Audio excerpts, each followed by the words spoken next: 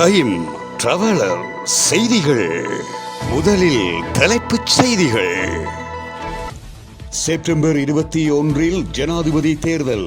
வீதியில் சென்ற பெண் மரணம். சாரதி தப்பியோட்டம், 2 கைதாகினர்.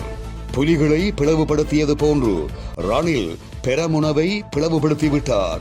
ஜனாதிபதிக்கு ஆதரவு வழங்கியதற்கு எமக்கு கிடைத்த பரிசு நாமல் கவலை.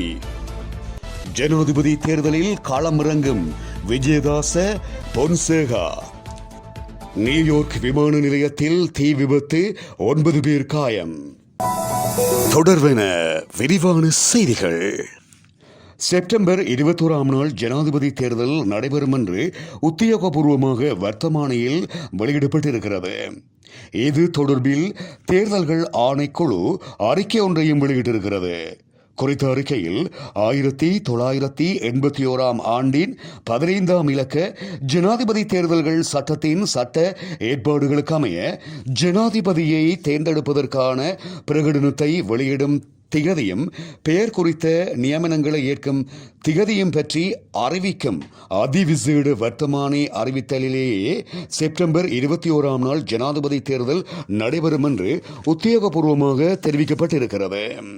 அதேபோன்று ஜனாதிபதி தேர்தல் நடைபெறும் திகதியும் ஏனைய நியதிச்சட்ட ஏற்பாடுகளும் பற்றி தனிப்பட்ட பலரும் முன்வைக்கும் கருத்து வெளிப்பாடுகள் சம்பந்தமாக தேர்தல்கள் ஆணைக்குழு எவ்வித பொறுப்பையும் ஏற்காது என்பது வர்த்தமானி அறிவித்தலில் அறிவிக்கப்பட்டிருக்கிறது என்பதும் இங்கு குறிப்பிடத்தக்கது. மாடிப்பாய் கட்டுடையில் நேற்றிரவு கயஸ் வாகனம் ஒன்று கண்மூடித்தனமாக மோதியதில் குடும்ப பெண் ஒருவர் மரணமடைந்தார். முகுந்தன் அஜந்தா வயது 46 என்கின்ற பெண்ணே மரணமடைந்தவராவார். கயஸ் வாகனமும் மோட்டார் சைக்கிளும் மோதியதிலேயே இந்த விபத்து சம்பவித்திருக்கிறது. மோட்டார் சைக்கிளில் பயணித்த குடும்ப பெண்ணே மரணமடைந்துள்ளார். அவருடன் பயணித்த சிறுமி தெய்வாதீனமாக உயிர் தப்பியுள்ளார்.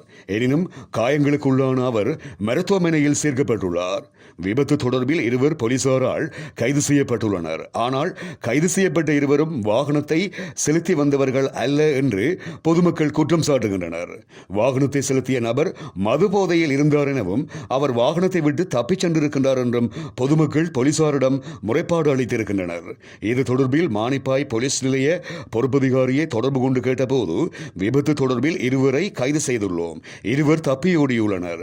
கைதானவர்களில் ஒருவர் சாரதி, மற்றையவர் வாகனத்தின் உரிமையாளர் என்றார். இதேவேளை இந்த விபத்துக்கு நீதி கோரியும் குற்றவாளிகளை இனம் கண்டு தண்டிப்பதற்கு போலீசார் நடவடிக்கை எடுக்க வேண்டும் என்று வலியுறுத்தியும் மானிப்பாய் போலீஸ் நிலையம் முன்பாக பொதுமக்கள் ஆர்ப்பாட்டத்திலும் ஈடுபட்டனர். விடுதலை புலிகளை பிளவுபடுத்தியது போன்று பெரமுன கட்சியை ரணில் பிளவுபடுத்திவிட்டார். ஜனாதிபதிக்கு நாம் வழங்கிய ஆதரவுக்கு எமக்கு கிடைத்த பரிசு இதுவே என பாராளுமன்ற உறுப்பினர் நாமல் ராஜபக்ச குறிப்பிட்டுள்ளார். பொதுஜன பெரமுன கட்சியின் அலுவலகத்தில் இடம்பெற்ற கலந்துரையாடலின் பின்னர் நாமல் ராஜபக்ச இவ்வாறு குறிப்பிட்டார். அவர் மேலும் தெரிவிக்கையில், ரணில் விக்ரமசிங்கவுக்கு நாங்கள் முழு ஆதரவை வழங்கினோம். எமக்கு பொருத்தமில்லாத விடயங்களை அவர் செய்தாலும் இன்று வரை நாங்கள் எதுவும் கூறவில்லை. ஆனால் கட்சி 2ஆக பிளவுபட்டதுதான் நமக்கு கிடைத்த பரிசு. எனவே எதிர்காலத்தில் அரசியல் முடிவொன்றை எடுப்போம். ஆனால் ரணிலுக்கு நாங்கள் உண்மையாகவே உதவி செய்தோம். அவர் அதை மொட்டுக்கு செய்யவில்லை. அவர் வரும்போதே அது நமக்கு தெரியும். ஐக்கிய தேசிய கட்சியை உடைத்தார். ஸ்ரீலங்கா சுதந்திர கட்சி, நல்லாட்சி அரசாங்கம், JVP உடைந்தது. விடுதலை புலிகளும் உடைக்கப்பட்டனர். நாங்கள் இன்றும் ரணில் விக்ரமசிங்க அவர்களுடன் கலந்துரையாடி வருகின்றோம். இணக்கம் ஏற்பட்டால் அரசாங்கம் ஒன்றை அமைப்பது தொடர்பில் விவாதிக்க நாங்கள் தயார். ஜனாதிபதி தேர்தலில் போட்டியிடப் போவதாக அறிவித்திருக்கின்ற அனைவருடனும் கலந்துரையாடுவோம். அதன் பின்னரே இறுதி முடிவை எடுப்போம் எனவும் நாமல் ராஜபக்ச இதன்போது மேலும் குறிப்பிட்டார். 2024 ஜனாதிபதி தேர்தலில் வேட்பாளராக களமிறங்கப் போவதாக நீதியமைச்சர் விஜயதாச ராஜபக்ச உத்தியோகபூர்வமாக தெரியப்படுத்தியுள்ளார். மக்கள் கூட்டணியின் சார்பில் வேட்பாளராக களமிறங்குவதாகவும் சின்னத்தை பின்னர் அறிவிப்பதாகவும் விஜயதாச ராஜபக்ச குறிப்பிட்டுள்ளார். இலங்கையினதும் இலங்கை மக்களினதும் வெற்றியை முன்னிறுத்தியே எதிர்வரும் ஜனாதிபதி தேர்தலில் வேட்பாளராக களமிறங்குவதாக விஜயதாச ராஜபக்ச மேலும் குறிப்பிட்டார். இதேவேளை 2024 ஆண்டு ஜனாதிபதி தேர்தலில் போட்டியிடப் போவதாக ஃபீல்ட் மார்ஷல் சரத் பொன்சேகா குறிப்பிட்டிருக்கின்றார். இதை அவர் தனது எக்ஸ் கணக்கில் அதிகாரப்பூர்வ அறிவிப்பில் குறிப்பிட்டிருக்கின்றார். 76 ஆண்டுகளாக எங்களை திவாலான நிலைக்கு இட்டுச் சென்ற ஒரு திறமையற்ற அரசியல் குழுவால் நாங்கள் வழிநடத்தப்பட்டோம். இலங்கை வளர வேண்டுமாக இருந்தால் வருமானத்தை அதிகரிக்க நமது இயற்கை வளங்களை பயன்படுத்த வேண்டும். இலங்கையை முன்னேற்றுவதற்கு என்னுடன் இணையுமாறு ஒவ்வொரு இலங்கையரையும் நான் அழைக்கின்றேன். எனவே எதிர்காலத்தை கருத்தில் கொண்டு எதிர்வரும் ஜனாதிபதி தேர்தலில் போட்டியிட இருப்பதாக சரத் பொன்சேகா இவ்வாறு குறிப்பிட்டுள்ளார். அரசாங்கத்தை பிரதிநிதித்துவப்படுத்தும் 48 அமைச்சரவை மற்றும் ராஜாங்க அமைச்சர்கள் கொழும்பில் 2 இடங்களில் சந்தித்து ஜனாதிபதி ரணில் விக்ரமசிங்கவுக்கு எதிர்வரும் ஜனாதிபதி தேர்தலில் ஆதரவை தெரிவிப்பது தொடர்பாக விசேட கலந்துரையாடல் ஒன்றை நடத்தியிருப்பதாக அரசியல் வட்டாரங்கள் தெரிவிக்கின்றன. இதன்படி அரசாங்கத்தை பிரதிநிதித்துவப்படுத்தும் 30 அமைச்சரவை மற்றும் ராஜாங்க அமைச்சர்கள் கொழும்பில் சந்தித்து கலந்துரையாடியிருப்பதுடன் அரசாங்கத்தின் பின்வரிசை உறுப்பினர்கள் 18 பேர் தலவத்த கொடையில் உள்ள கொட்டல் ஒன்றில் சந்தித்து கலந்துரையாடியுள்ளனர்.